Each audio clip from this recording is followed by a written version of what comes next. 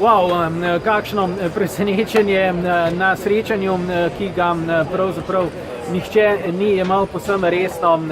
Nova domača zmaga za zdaj že kronanega prvaka Chelsea in to proti mestnemu tekmecu v srečanju, ki bi moralo biti odigrano že marca.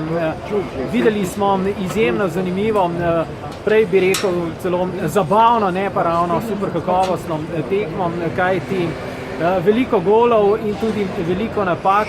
Domača enajsterica je nastopila povsem spremenjena, kar z 9 novimi imeni v primerjavi z začetno postavo, ki je uspela doseči tisto ključno zmago v petek v Birminghamu proti West Bromwichu. Skratka, trikrat, ko je Chelsea dokaj lagodno povedal, ga je na to zelo naglo dohitel, rezultatsko seveda trikrat je izenačil Watford, toda minuta pred koncem je na kratko podajo Williana, vendarle zmagoviti zadetek za domače dosegel Cesc Fabregas, tako da je Chelsea ostal tudi v dirki za rekordno 30.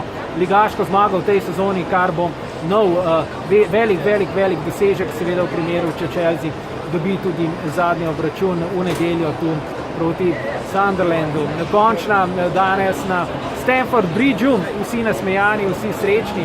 Chelsea 4, Watford 3.